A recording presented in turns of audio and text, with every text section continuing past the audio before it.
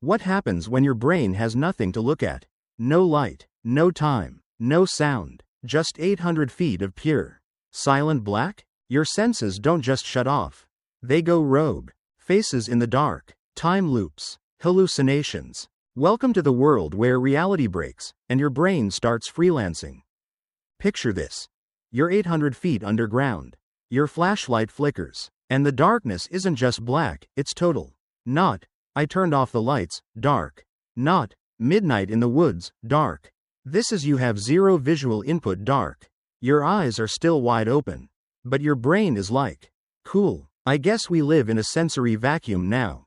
Welcome to deep cave darkness, where light goes to die and your nervous system starts writing horror stories on its own. In this kind of darkness, your brain starts to hallucinate, literally, because your visual cortex has nothing to do. So it starts improvising. People report seeing lights, movement, faces, or even landscapes. Your brain just can't handle the void, so it fills it with imaginary static, like an old TV with no signal. Except it's inside your head. And if you're stuck in that darkness for long enough, your circadian rhythm collapses. You lose all sense of time. You start sleeping in 36-hour cycles or not at all.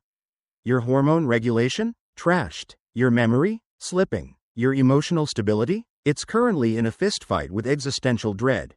Deep cave darkness isn't just dark. It's a psychological wrecking ball, a sensory deprivation tank designed by Mother Nature to make you question whether you're real or just a floating thought in someone else's fever dream. In some towns, Taos, Windsor, Bristol, people report a low, droning sound that never stops. It's called the hum, and if you can hear it, you probably wish you couldn't. Described as a low-frequency rumble, the hum has no clear source. It doesn't come from factories, not traffic, not nature. In fact, most people don't hear it at all. But for those who do, it causes sleep loss, headaches, anxiety, and sometimes a slow descent into obsession. Researchers have tested everything: seismic activity, RF signals, industrial noise. Nothing checks out. In some studies, the sound is even present when no recording devices can detect it. Which leads to an unsettling possibility. The sound might not be out there at all. It might be generated inside the brain of those who hear it, some kind of auditory processing bug. Like tinnitus' creepier cousin, it's like your brain has tuned into a radio station that plays only existential dread. And once you start hearing it, it's almost impossible to unhear. Close your eyes. Now picture your room. Pretty detailed, right? That's because your brain doesn't just process sight, it constructs it. It uses memory, expectations, spatial awareness, and past experience to build a visual model of the world. In fact, most of what you see isn't coming from your eyes, it's coming from inside your head. In rare cases, people who go blind can still see vivid hallucinations. It's called Charles Bonnet syndrome, and it proves your brain's visual engine doesn't need external input to run. It just wants something to do. And here's the kicker. Your visual cortex activates even when you're dreaming. It lights up with fake stimuli and renders scenes with 3D realism while you sleep.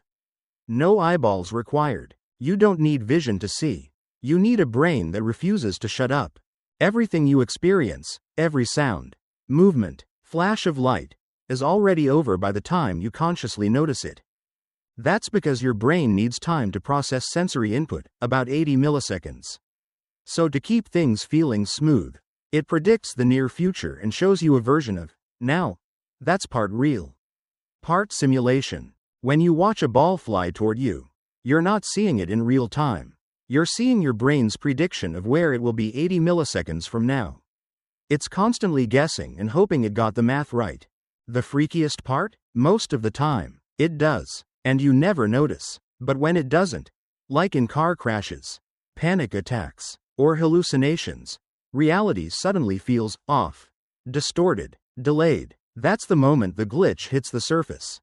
You're not living in the moment. You're living in a lag-corrected hallucination of it. Feeling lonely sucks, but it's not just emotional, it's biological warfare. Chronic loneliness activates your body's threat response system, the same one used in physical danger. It floods your bloodstream with cortisol, inflames your tissues, weakens your immune system, and accelerates aging. In long-term studies, loneliness increases the risk of early death by up to 26%, on par with smoking and obesity. And it's not because lonely people have worse habits. It's because the brain interprets isolation as a survival emergency, and it slowly eats away at your health to keep you alert. Even weirder, your brain becomes more sensitive to social rejection when you're lonely. You see neutral faces as hostile, interpret silence as judgment, and push people away, making the loneliness worse. It's not just sadness, it's a biological feedback loop with a body count. Thanks for watching. Don't forget to like and subscribe if you enjoy weird, slightly horrifying facts delivered with a smile. See you next time.